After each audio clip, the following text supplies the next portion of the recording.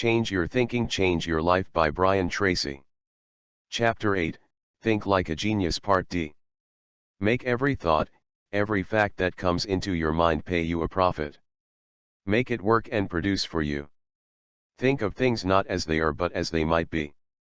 Don't merely dream but create. Maxwell Maltz. Creativity is your birthright. If the truth were known, you are an idea-generating organism. Creativity is your birthright. You are a highly intelligent individual with a continuous flow of good ideas that you can use to accomplish goals and improve your life.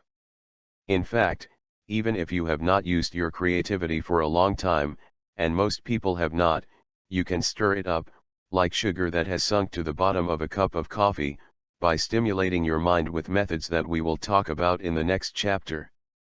There is a law of probabilities that applies to creative thinking and tapping into the powers of your mind. This law says that the more ideas that you are exposed to, the more likely it is that you will be exposed to the right idea, exactly when you need it. The most successful people today are those who are constantly exposing themselves to new ideas from a variety of sources. Unsuccessful people, in contrast, are those who continue to recirculate the same tired old ideas with little imagination or creativity. Look for ideas everywhere. When you attend a seminar or a lecture given by an expert who is sharing some of the most current ideas in his or her field, you will often receive a bombardment of new insights that you can use to improve parts of your life. Many people's lives have been completely changed as the result of attending a single lecture given by a single intelligent person who gave them a single insight that was the key to their future. Imagine what would happen if you attended courses, seminars, and lectures on a regular basis. You would be continually bombarding your mind with new ideas that would keep your mind alert and aware, and keep your creative juices flowing. Creative people are constantly reading, not only in their own fields but in other fields as well. They read primarily nonfiction. They subscribe to a variety of magazines and newspapers. They are continually scanning through the tables of contents and through the critical articles. Always read with a pen or highlighter in your hand. Even better, learn how to speed read so that you can scan material at 1,000 words a minute, or faster. Speed reading is a skill, like riding a bicycle, that anyone can learn with a few hours of application. Forever after, you will be able to process more information than perhaps you ever imagined possible. Get around the right people. Effective people make a habit of associating with other positive, creative people. They are constantly sharing ideas and experiences, learning from each other. They cut clippings out of magazines and newsletters, and pass them on to their friends. They recommend books they have read and audio programs they have listened to. Their friends do the same for them. Sometimes one good idea that you get from someone else can change the direction of your life. A foolish consistency. The second major factor that holds people back is homeostasis. This is defined as a striving for constancy. It is a deep desire to remain consistent with what you have done and said in the past. Ralph Waldo Emerson wrote in his essay Self-Reliance, "A foolish consistency is the hobgoblin of little minds." He was referring to the natural tendency of individuals to try to remain consistent with previous opinions and behaviors. This form of rigidity blocks off almost all possibilities for growth in the future. To resist the tendency toward homeostasis, you should be willing to abandon your old ideas when someone can prove that there are newer, better ideas available. One way to escape the mental trap of homeostasis is for you to be willing to admit that you are wrong.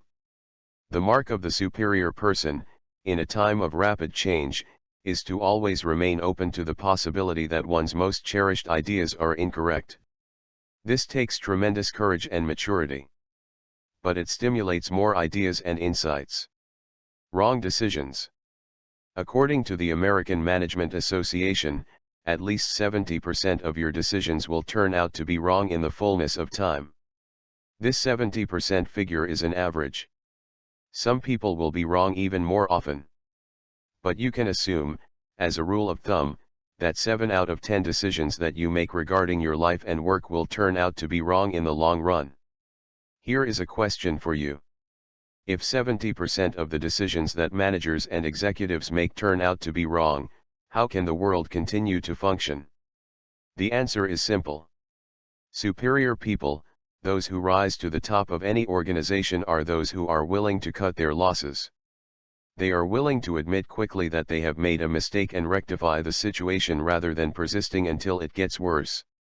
Unfortunately, the vast majority of people fall in love with their past decisions, and once having made them, they are reluctant to give them up, even if all the evidence is against them. Don't let this happen to you.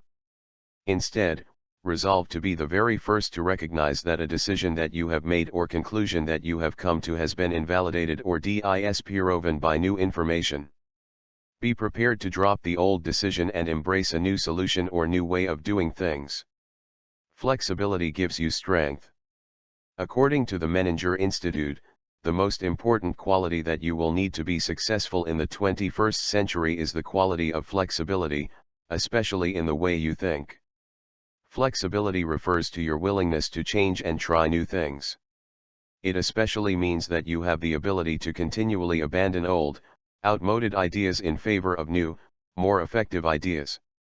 Many people spend much of their time arguing, rationalizing, and justifying their behaviors. They are determined to continue doing things the same old way even when it is perfectly clear that the old way no longer works. The way to avoid this tendency is to remain flexible, especially when you are most convinced that you are right. The miracle of personal development. One of the great turning points in my life came when, as a young man in my early 20s, I discovered the miracle of personal development. My life has never been the same. I learned that through personal development you can indeed pull yourself up by your own bootstraps. I learned that, by learning what you need to learn to achieve the goals you have set for yourself, there are virtually no limits on what you can do, have, or be. The truth is that the future belongs to the competent. You could lose all of your money tomorrow, but as long as you still had your ability to think and reason, you could make it all back and more besides.